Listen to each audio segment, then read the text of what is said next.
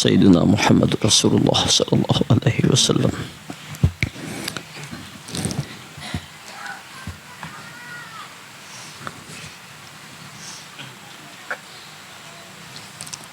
Ila hadratin Nabi Mustafa Muhammadin sallallahu alaihi wasallam wa ala alihi wa ashabihi wa azwajihi wa dhurriyyatihi wa ahli baitihi ajma'in.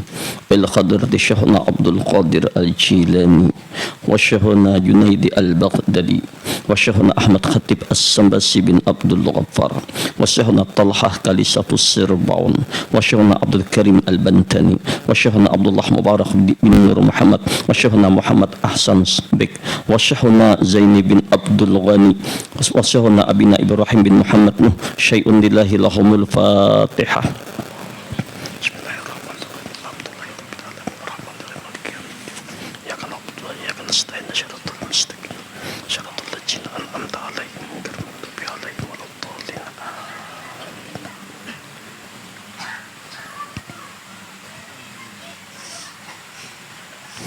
Bismillahirrahmanirrahim. Subhanaka la ilma lana illa ma 'allamtana innaka antal alimul hakim. La haula wala quwwata illa billahil aliyyil azim. Ashhadu an la ilaha illallah wa ashhadu anna Muhammadar Rasulullah. Allahumma salli wa sallim wa karrim wa azim wa barik ala sayyidina Muhammad wa ala ali sayyidina Muhammad. Subhanallah walhamdulillah wa la ilaha illallah wallahu akbar. Subhanallah walhamdulillah wa la ilaha illallah wallahu akbar. Subhanallah walhamdulillah wa la ilaha illallah wallahu akbar. Subhanallah walhamdulillah wa la ilaha illallah wallahu akbar. Subhanallah wa bihamdihi adada khalqihi wa ridha nafsihi wa zinata arshihi wa midada kalimatihi. Jamaah Majlis Ta'lim Darul Maghfirah, kita sudah melewati 3 tahapan huruf tasawuf: ta, sod, waw. Ta, taubat, taubat zahir, taubat batin. Sod, sofa, suci hati, suci sir. Waw, wilayah kewalian, dengan menempatkan 2 makam taubat zahir dan batin, suci hati dan sir, maka terbukalah wilayah kewalian. Sudah kita bahas itu. Selanjutnya huruf yang terakhir dari tasawuf adalah fa. Wal fa'u wa huwal fana'u billahi, yakni an ghairillahi ta'ala. Huruf fa adalah al-fana, yakni fana di dalam Allah dan sirna dari selain Allah.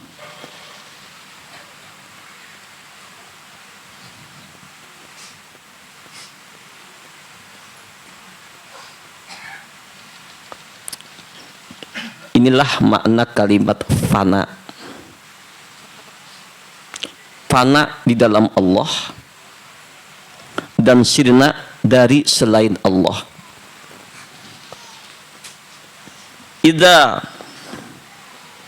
paniyati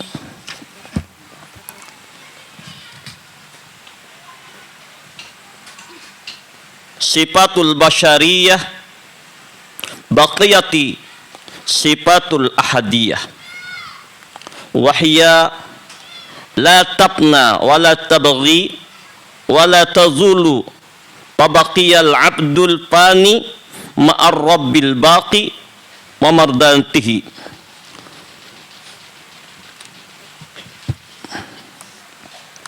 Id faniyat, jika telah fana sifatul basyariyah, sifat-sifat manusiawinya, baqiyatil sifatul ahadiyah, maka kekallah sifat-sifat ahadiyah.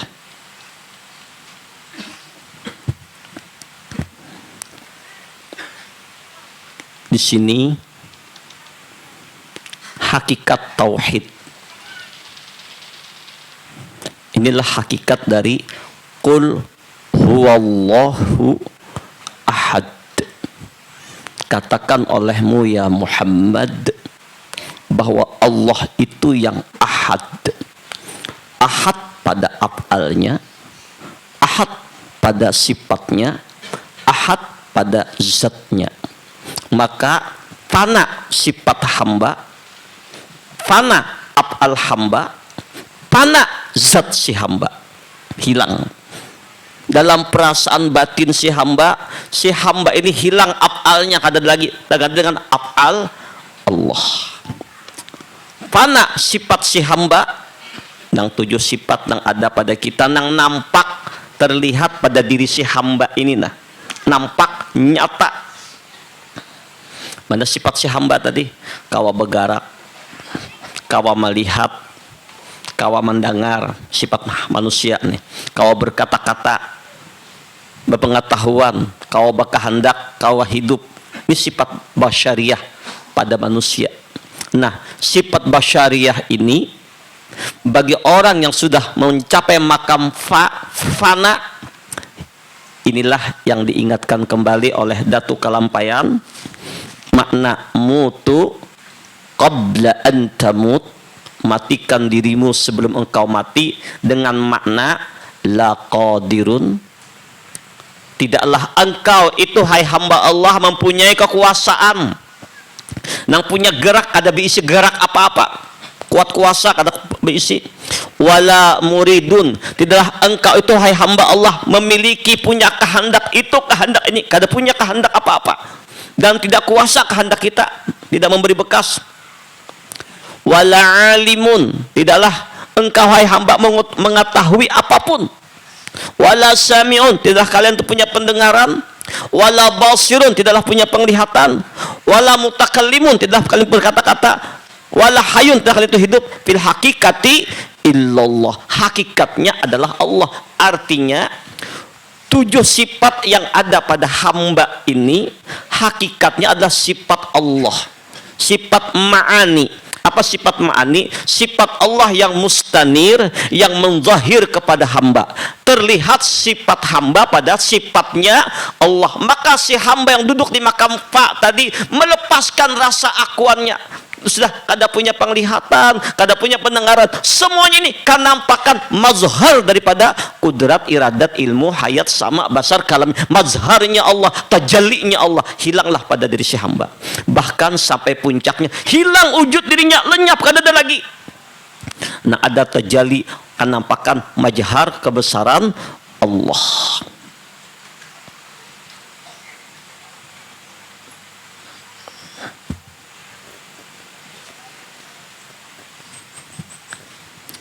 Sifat ahadiyah ini tidak akan sirna, rusak atau hilang, sehingga dengannya hamba kekal bersama Rabb yang maha kekal dan bersama redanya. Allahu Akbar. Bila sudah orang itu lebur, fana, lenyap dalam kehambaannya, hilang rasa akuannya, rasa inya, rasa geraknya, rasa af'alnya, rasa kudrat iradatnya. Kullu man 'alaiha fan wa yabqa wajhu rabbika dzul zalali wal ikram. Maka dalam rasa ini lenyap, fana semuanya. Dalam perasaan berarti hilang wujud dirinya, hilang alam semesta, lebur. Yang ada hanya kebesaran Allah.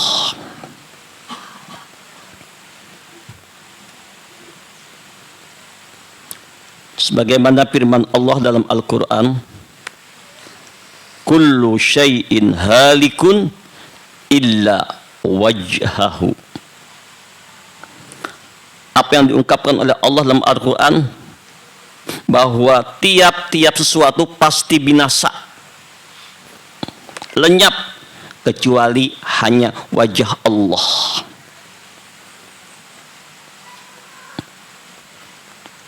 Yahtamilu ayu awwala biridai ay ila ma yuwajihu ilahi minal a'mali salihat.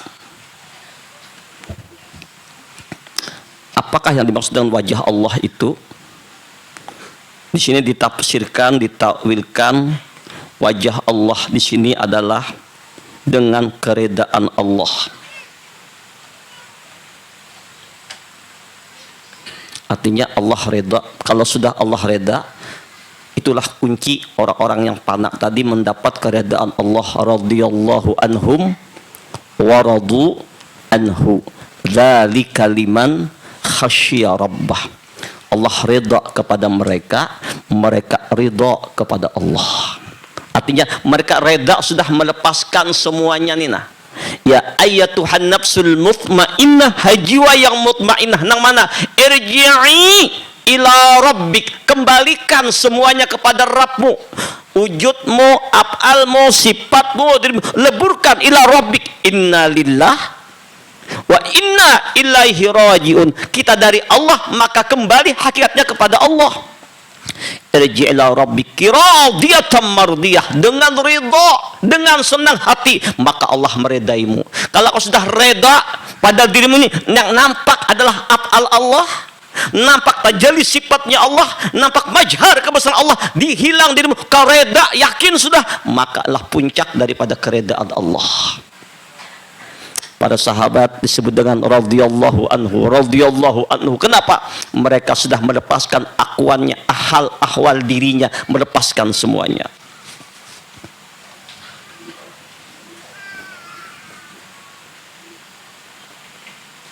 Allahumma salli ala sayyidina Muhammad wa ala ali sayyidina Muhammad. Allahumma salli ala sayyidina Muhammad wa ala ali sayyidina Muhammad. Ada pula mentakwilkan bahwasanya segala sesuatu itu sirna kecuali amal soleh yang ditujukan untuk Allah semata-mata atau ikhlas mengharap ridha-Nya.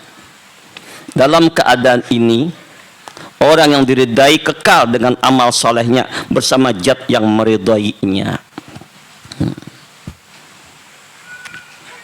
Inilah makna mengharap wajah Allah, mengharap keridhaan Allah. Dia beramal, dia beribadah ikhlas semata-mata karena Allah. Ada ikhlas abidin, ada ikhlas muhibbin, ada ikhlas muqarrabin. Ikhlas abidin nyaba amal karena ada untingan mengharap surga, takut neraka, orang awam. Ikhlas muhibbin nyaba amal karena tidak berharap surga, tidak berharap neraka, tapi karena mencintai Allah semata. Ikhlas muqarrabin ketikanya beramal, amalun billah. Kalau muhibbin, amalun lillah, beramal karena Allah. Tapi kalau ikhlas muqarrabin, orang-orang yang sudah fana fillah, amalun billah, beramal dengan Allah, salatnya, zikirnya, tasbihnya, segala macam kelakuannya sudah kada gawiannya lagi, pada hakikatnya adalah laku af'al Allah. Maka syuhud batinnya, sehingga kada lagi nang jahirnya inya nang sembahyang bujur, tapi sudah makam di sini kada gawiannya lagi, laku af'al Allah. Maka nang syuhudnya kada lain hanya af'alnya Allah, gerak nang diam af'alnya Allah. Tangga pertama makam fana ini fana fi af'al. Ini dahulu. Sebelum ke sifat di af'al, merasakan bujur-bujur. Bahkan geritik hati, af'al Allah. Gerak dan diam, af'al Allah. Memandang diri, af'al Allah. Memandang makhluk, semuanya af'al Allah Ta'ala. Nah, inilah makam fana. Dan ulun menyampaikan kepada makam yang keempat ini memang sedikit terasa agak berhati-hati. Kenapa? Ujar Nabi, khatibun nas ala qadri uqulihim. Sampaikan kepada manusia menurut kadar pemahamannya. Nah, jadi ulun hanya kawa menyampaikan makam fana ini sampai ini aja. Fana artinya pada hakikatnya fana diri kita, pada alam semesta asalnya memang tidak ada, nang ada hanya Allah. Maka nang ada ini, nang nampak ini adalah mazhar daripada kenyataan kudrat iradat Allah Ta'ala. Mudah-mudahan Allah Subhanahu wa Ta'ala memberi hidayah kepada kita, memberi petunjuk kepada kita, sehingga betul-betul terbuka hijab, terbuka hati kita, fana, lebur, lenyap dalam Allah. Gerak dan diam laku af'alnya Allah. Memandang, melihat apapun nampak mazhar kebesaran Allah, tidak ada yang lain. Kenapa? Kan fa'ina matuwallu pasamma wajhullah. Kemana engkau melihat, kemana engkau memandang, maka nampaklah rahasia kebesaran Allah. Nah, bila orang itu sudah fana, maka inya kekal dengan Allah. Ada makam fana, ada makam baqa. Makam fana ini lenyap perasaan dirinya nang ada, lenyap nang lain ada, kada lagi nang lain dipandang ada. Baqa, kekal dengan Allah. Inilah inti dari titik ba. Nang Sunan Kalijogo berguru lawan Sunan Bonang hendak mencari rahasia titik ba. Inilah isi hakikat Bismillahirrahmanirrahim. Dengan nama Allah nang maha pengasih lagi maha penyayang. Ar-Rahman, kasih Allah di dunia. Ar-Rahim, sayang Allah di akhirat. Ar-Rahman, bentuk kasih Allah berupa wujud jasmani. Ar-Rahim, bentuk rohani. Rahman Rahim nih sebukuan awak ini kenyataan tajali Rahman Rahimnya Allah Ta'ala. Maka dengan Allah Ar-Rahman Ar-Rahim, selalu bersama Allah setiap saat dengan Allah. Inilah makna minallah ilallah billah. Inilah amalun billah. Inilah makam orang mukarrabin, orang yang makam fana billah. Inilah makam yang ikhlas hakikat, yaitu salatnya, amalnya, ibadahnya, berjalannya, duduknya, barabahnya, kada lain selalu dengan Allah. Berdiri, berduduk, barabah. Alladzina yadhkurunallaha qiyaman wa qu'udan wa ala junubihim. Berdirinya, duduknya, barabahnya selalu dengan Allah. Nah, untuk isi buah tasawuf adalah nampak pada zahir syariat. Apa pada zahir syariat? Senang, gembira, mendirikan sholat 5 waktunya. Banyak Pak Ai Bu Ai orang-orang mengaji tasawuf, ujung-ujungnya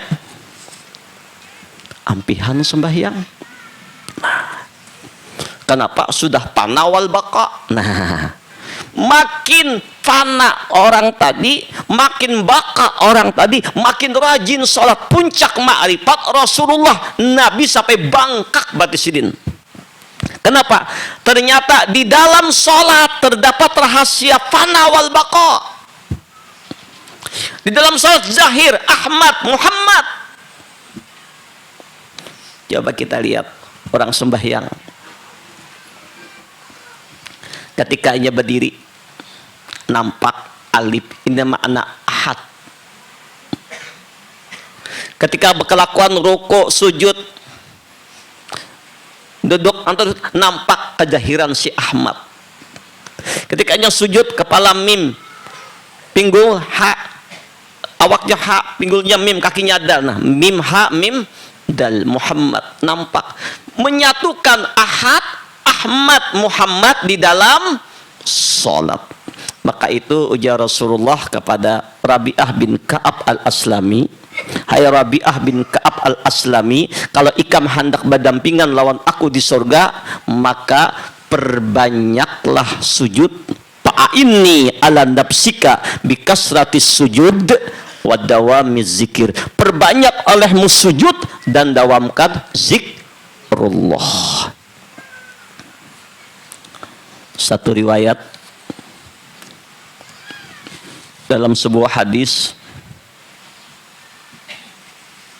apa yang diungkapkan oleh baginda Nabi sallallahu alaihi wasallam, ujar Nabi, sesungguhnya di depan makhluk manusia ada 5 rintangan yang tidak bisa dihindarinya.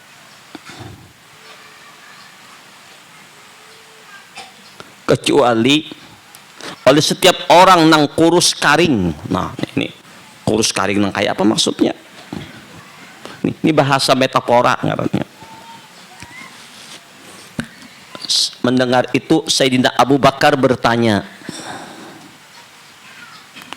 ya Rasul, apakah kelima kesulitan itu? Apa 5 kesulitan, apa 5 rintangan yang setiap kami akan menjalaninya, akan menemukannya? Ujar Rasulullah, yang pertama, rintangan pertama yang kita pasti menghadapinya ialah kematian. Dan berikut saat naza sakaratil maut, susahnya, beratnya, sulitnya saat akan sakaratil maut. Ini akan terjadi kepada kita semua. Tantangan pertama. Kedua, ujar Rasulullah,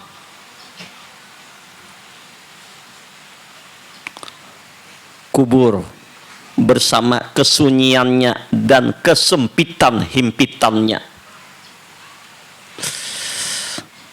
Ini akan kita alami. Ketiga, pertanyaan malaikat mungkar dan nangkir bersama keagungannya, kehaibahannya. Kita semua akan ditanya oleh malaikat mungkar nangkir nanti. Keempat, mizan, timbangan amal yang bobotnya ringan, kebaikannya berat, kejahatannya. Ini yang akan terjadi, hati-hati. Yang kelima, jembatan siratal mustaqim yang begitu tajam dan sangat mengerikan. Inilah 5 rintangan yang akan kita hadapi. Kalau kau menghadap lewat ini, selamat kita. Kalau kada, astabaw.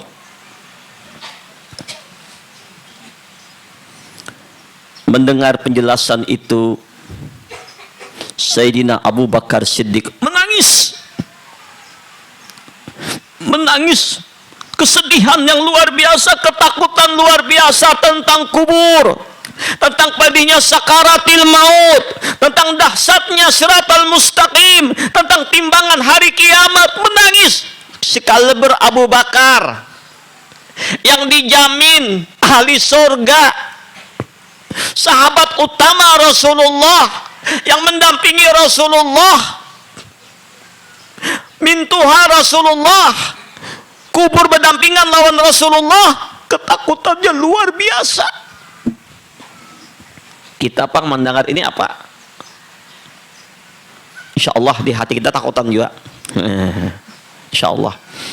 Kada biasa-biasa, paling mau hanya aja tenang, pada hati kita juga ada rasa, ada perasaan ketakutan, kekhawatiran tentang 5 perkara ini, tanda ada imannya. mendengar ini biasa-biasa aja ya kata papa, biasa aja, bahaya toh.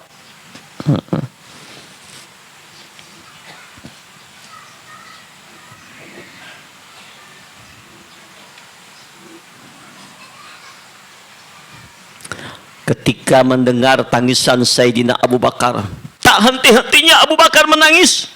7 langit dan penduduk langit semuanya ikut menangis. Para malaikat ikut menangis, langit ikut menangis, penduduk langit ikut menangis dengan tangisan ketakutannya Sayyidina Abu Bakar Siddiq. Kemudian Sayyidina Jibril turun, lalu beliau menemui baginda Muhammad Rasulullah. Wahai Rasul, Abu Bakar Siddiq, ya Jibril, katakanlah kepada Abu Bakar supaya berhenti menangis.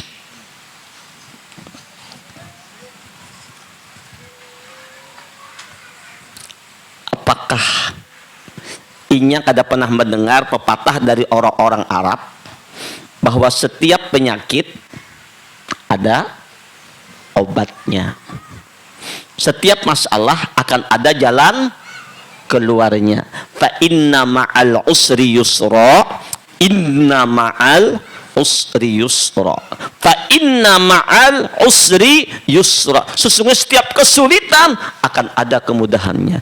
Inna ma'al usri, 2 kali Allah mengulangi, setiap kesulitan akan ada jalannya.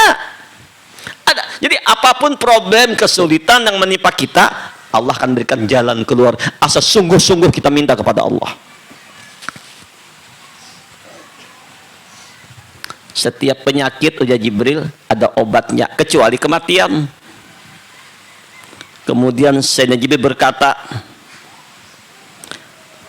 apa obatnya di perintah 5 macam tadi? Ujar Sayyidina Jibril, barang siapa melakukan salat subuh, istiqomah salat subuhnya, memelihara salat subuhnya, lebih-lebih berjamaah, maka ujar beliau, kematian berikut cobaan ujian yang dahsyat itu terasa nikmat dan ringan. Nah, jadi agar mudah saat sakaratil maut, nikmat sakaratil mautnya bukan susah sulit, obatnya adalah dengan istiqomah salat subuh. Orang yang salat subuh itu saat sakaratil mautnya dimudahkan oleh Allah. Dahsyatnya salat subuh, antara azan dan qamat, salat sunat 2 rakaat khairum minad dunya wa ma fiha, lebih baik daripada dunia dan isinya. Dahsyatnya salat subuh, siapa nang salat subuhnya berjamaah, kemudian imbas salam dia berzikir, berwirid, berdoa, baca Quran, mengagungkan Allah sampai waktu isyraq, salat sunat dia 2 rakaat, maka dia mendapatkan pahala haji dan umrah yang sempurna. Nah, ini diantara kemuliaan sholat subuh. Makanya usahakan Pak Ai, Bu Ai, habis subuh tuh jangan guring, bawirid, amalan sampai isyraq. Ada kan di jadwal atau waktu suruk, nah, tapi dilewatkan sedikit, puluhan menit dilewatkan. Lalu sholat isyraq 2 rakaat. Sholat isyraq itulah awal duha, hanya karena berduha pulang, maka pahalanya haji dan umrah. Jadi kita kata kau haji, kata kau umrah belum sembahyang subuh barang berjamaah ke masjid. Nah, jadi salat subuh itu ujar Sayyidina Jibril adalah meringankan dahsyatnya sakaratil maut, bahkan memudahkan roh itu keluar. Artinya apabila orang kada salat subuh atau subuhnya terlalaikan, awas, berat sakaratil mautnya, pedih kematiannya.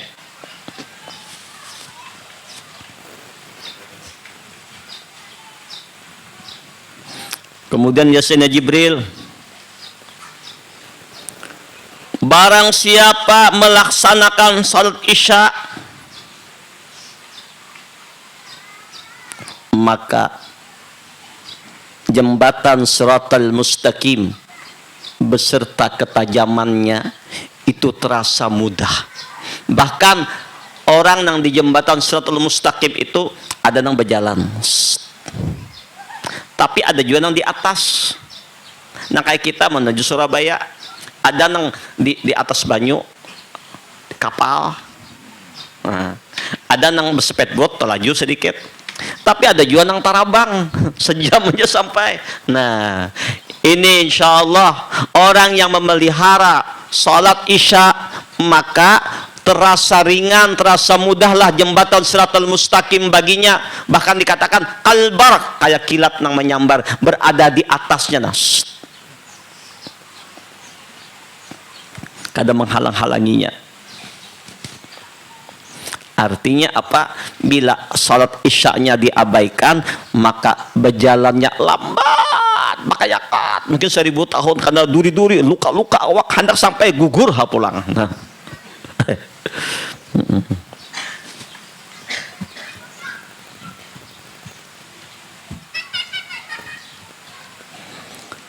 Barang siapa melaksanakan salat zuhur kubur dan segala kesempitannya menjadi luas, terang, jadi taman-taman surganya. Raudhah min riyadil jannah, taman-taman surga.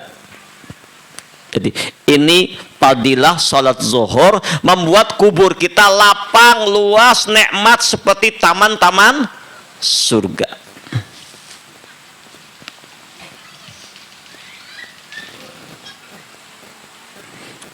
Barang siapa, ya Jibril, melaksanakan salat asar, maka dia akan mudah menjawab pertanyaan malaikat munkar dan nakir. Bahkan munkar dan nakir lemah lembut dengan penuh penghormatan menanya kepadanya. Tapi bila salat asarnya diabaikan, marab buka, siapa Rabmu? Wah, sepak bola ini Tuhaniye. Saya di main sepak bola sekalinya. Marab buka, wacatur ini Tuhaniye. Orang bahasanya main catur. Makanya Allah ingatkan kita, wal asri innal insana lafi khusr. Demi masa manusia banyak nang rugi. Ada makan. Demi waktu asar banyak nang rugi. Artinya banyak pada waktu asar digunakan nang sia-sia, nang kada berfaedah, baramian, hura-hura, bermain-main. Pada waktu asar ini waktu nang terbaik untuk beramal, beribadah, berzikir, nuntut ilmu. Orang-orang soleh dahulu ba'da asar pengajian, tuntut ilmu, lihat bisa kumpul. Apa pengajiannya? Ba'da asar. Maka digunakan dengan sebaik-baiknya.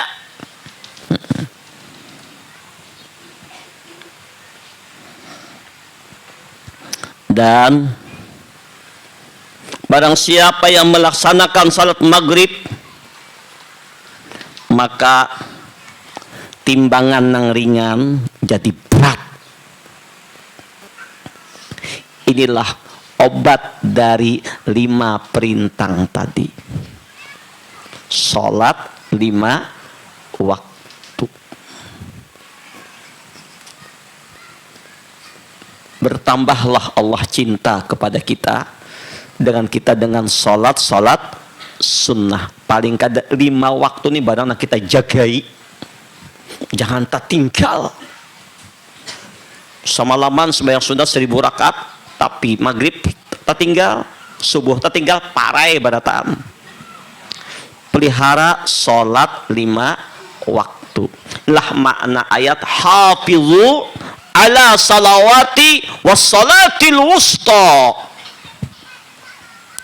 Peliharalah olehmu salat yang sudah diwaktukan oleh Allah dan salat wusta. Apa salat yang diwaktukan? Salat zuhur, asar, maghrib, isya, subuh. Kemudian para pendeta-pendeta Yahudi, mereka datang menemui baginda Rasulullah ingin menguji. Hai Rasulullah, hai Muhammad Rasulullah, kami ingin menanya kepada engkau. Kalau engkau memang benar-benar seorang utusan Allah, pasti akan bisa menjawab pertanyaan kami. Ujar Rasulullah, apa yang kalian tanyakan? Hai Muhammad Rasulullah, apa rahasianya Allah Ta'ala memerintahkan engkau dan umat engkau sholat 5 waktu dan ada waktu-waktunya, waktu zuhur, waktu asar? Apa rahasianya? Kok berbeda-beda waktunya? Apa jawab Rasulullah? Hai saudara-saudaraku, tahukah kalian kenapa Allah memerintahkan kami dan umat kami sholat pada waktu zuhur? Ketika matahari di tengah-tengah lalu tergelincir ke arah barat, masuklah waktu zuhur. Waktu itu adalah ketika itu pintu-pintu langit terbuka sampai ke arasy. Doa-doa diijabah oleh Allah. Maka aku dan umatku, ujar Rasulullah, diperintah oleh Allah salat pada waktu zuhur dengan pintu langit terbuka, amal diterima, doa kami diijabah, para malaikat mengaminkan doa-doa kami. Ini rahasia salat zuhur. Waktunya. Kemudian ujar Rasulullah, tahukah kalian apa rahasia sholat asar? Ketika pada waktu asar ayah kami Adam tergoda oleh syaitan, akhirnya ayahanda kami makan buah khuldi, diturunkan ke bumi gara-gara makan buah khuldi, karena tergoda oleh godaan syaitan. Maka ujar Rasulullah, aku dan umatku diperintah oleh Allah salat pada waktu asar dengan tujuan kami menantang godaan syaitan, nggak tunduk dengan syaitan, taat dengan perintah Allah. Dan ayahanda kami makan buah khuldi, tergoda dengan makan buah khuldi pada waktu asar, maka kami tunduk kepada Allah, sujud kepada Allah di waktu asar. Jadi siapa nang kada menggawi sembahyang asar berarti tamakan buah khuldi itu. Tagoda iblis sibuk manure, sibuk bahuma, sibuk maanu sapi, adik lagi basar, bahaya nih. Dari surga turun ke bumi. Ada kalau lagu bahari, lagu orang bahari, subuh kesiangan, johor kerepotan, sibuk, asar di perjalanan, maghrib kecapean, isya keguringan. Nah, ini orang neraka nih. Nah, kemudian ujar Rasulullah, kenapa rahasianya kami dan umat kami diperintah salat pada waktu maghrib? Ketika Adam menyesal akan dosa dan kesalahannya, Nabiullah Adam minta ampun kepada Allah. Nabiullah Adam bertobat kepada Allah. Rabbana zalamna anfusana wa illam taghfir lana wa tarhamna lanakunanna minal khasirin. Nabi Adam bertobat minta ampun kepada Allah, dan Allah telah menerima tobat Nabi Adam pada waktu maghrib. Maka itu aku dan umatku diperintah oleh Allah salat pada waktu maghrib, sehingga kami menempatkan dosa kami dihapuskan oleh Allah sebagaimana Allah menghapuskan dosa Nabi Adam. Kemudian kami dan umat kami diperintah salat Isya dengan tujuan bahwa salat Isya itu salatnya para nabi dan rasul terdahulu. Salat di malam hari, maka kami diperintahkan menempati pahala nabi dan rasul. Kemudian ya Rasulullah, tahukah kalian kenapa kami diperintah sholat subuh sebelum matahari muncul, masa tenggelam? Di belahan bumi yang lain, Nabi tahu sudah, ada makhluk-makhluk Tuhan, manusia-manusia yang menyembah matahari. Ketika muncul matahari, mereka menyembah matahari.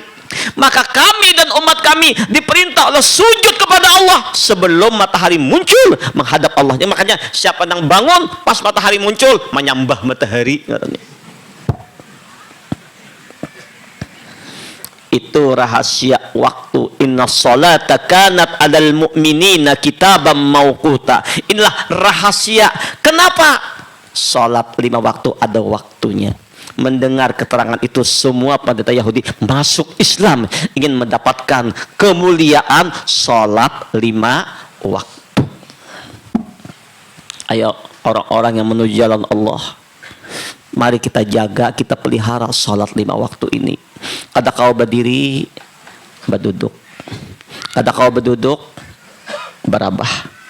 Kada kau berabah, kijip-kijip matanya. Kada kau jua, berisyarat aja. Mun kada kau jua lagi, disembahyangnya lagi. Jadi tidak ada rumusnya meninggalkan. Hatta di perjalanan kita tetap ada jamak dan qasar. Apalagi kalau kita tambah dengan salat qiyamul lail, Allah ketujuh benar. Ini pada zaman Rasul diwajibkan kepada Nabi ini. Wa minal laili fatahajjat bihi nafilatan lak asa ayyab'asaka rabbuka maqamam mahmuda. Malam hari bangun engkau untuk salat tahajud, Allah akan mengangkat derajatmu kepada makam yang tinggi. Jadi kalau hati kita resah, gelisah, bawa bangun tahajud, tenang. Cuman kadang-kadang guru mengantuk, basong-song guring. Nyata mengantuk jam 2 hanya guring. Jam-jam 10 sadang persiapan untuk salat tahajud. Berwudu kita hendak guring, berdoa, baca subhanallah 33, alhamdulillah 33, Allahu akbar 34, minta ya Allah bangunkan. Bangun. Tapi tetap yo mengantuk. Nah, amun mengantuk juga ulah kopi ya lagi. Supaya bermacam cara kita ikhtiar untuk kawa bangun tahajud, mengantuk 2 rakaat minum kopi, kata bapak. Minum kopi dulu, berapa kok kumur bang pulang lah. Karena pakai sah kopi guru, di sini banyak lah minum kopi sini. Ulun hendak pakai sah rahasia kopi. Majauhnya kisah tasawuf, taka sembahyang, taka kopi. Kenapa nih? Pada kawai nih wayang pang dalang aja pakai hendak kawai. Guru bingung guru, kenapa guru tasawuf mukanya ini pang khatibun nas ala qadri ukulihim. Ada satu riwayat tentang kopi nih, insya Allah nih pacang payuan penjual kopi nih.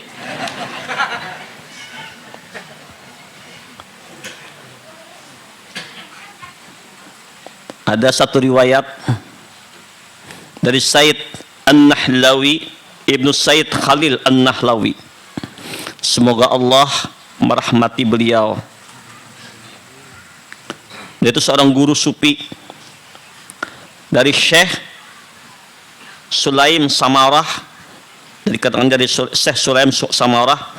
Semoga Allah memberikan rahmat kepada beliau. Ada riwayat salah seorang penduduk Maroko.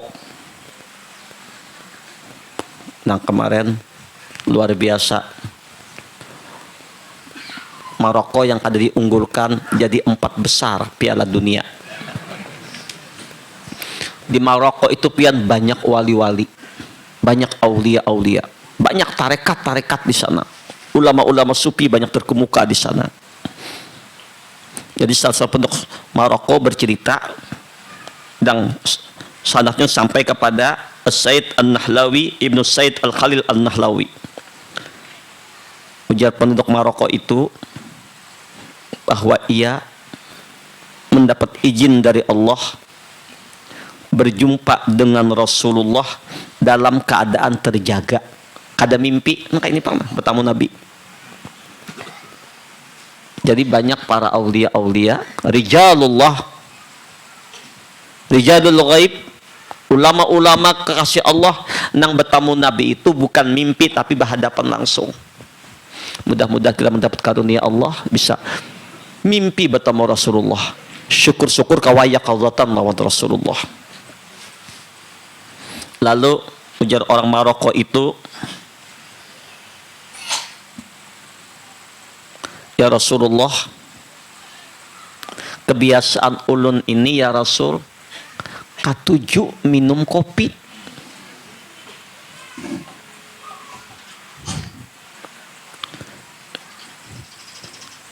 Bila kada minum kopi, asa kayak apakah? Senang minum kopi. Apa aja Rasulullah? Apabila engkau hendak minum kopi, maka baca doa ini, ujar Nabi. Allahumma ij'alha nuran li basari wa afiyatan li badani wa shifaan li qalbi wa dawaan li kulli da'in ya qawiyyu ya matin. Nih, jadi bila pian hendak minum kopi, sebelum minum kopi ulun ulangi lagi. Allahumma ij'alha nuran li basari. Ya Allah, jadikan kopi ini cahaya pada pandangan penglihatanku. Daripada penglihatan kita bercahaya, cahaya nur. Wa afiyatan li badani, kesehatan untuk tubuhku.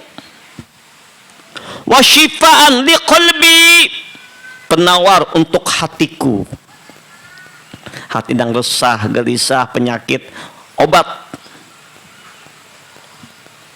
Wadawaan di kulli da'in, dan obat dari segala macam penyakit.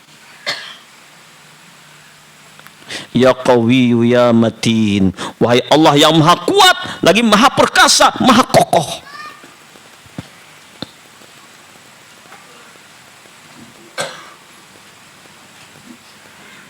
Maka tapi baca bismillah pang dahulu lah. Bismillahirrahmanirrahim. Allahumma ij'alha nuran li basari wa afiyatan li badani wa shifaan li qalbi wa dawaan li kulli da'in ya qawiyyu ya matin. Maka ujar Rasulullah, malaikat memohonkan ampun untukmu selama kopi masih terasa di mulutmu. Ada matakan di kerongkonganmu masih terasa. Nah, aroma kopi itu masih terasa, dimintakan ampun oleh malaikat. Tapi nang kada bisa minum jangan dipaksa-paksa lah, karena bisa nang sakit parut kata. Jangan juga ini nang hobi minum kopi ini bacaannya daripada parai sama sekali, baca bismillahirrahmanirrahim, baca doa Allahumma ij'alha nuran li basari. Ya Allah, jadikan kopi ini cahaya pada penglihatanku, wa afiatan li badani, kesehatan untuk batang tubuhku, wa shifaan li qalbi, kemudian penyembuh hatiku yang gelisah, resah, penenang hatiku, wadawaan likulli da'in, dan obat segala macam penyakit, ya qawiyyu ya matin. Minum air. Minum kopi aja kah? Kada. Minum teh kah? Sama aja juga. Minum banyu putih kah? Bagus saja juga. Balik ada baca bismillahirrahmanirrahim. Tapi ini keterangan ini khusus untuk kopi. Nah, bisa boleh nih banyak nama olah kopi nih. Nah, Makanya biasanya di masjid itu ada kopi. Karena sekali abah dapat kita nih, majlis kita nih karena di sakumpul juga, di sakumpul tuh pengajian Muhammad pakai kopi lah. Nah, tapi harus ada peneliti yang sigap. Nah, ampih mengantuk pian, amun minum tuh kadang mengantuk lagi.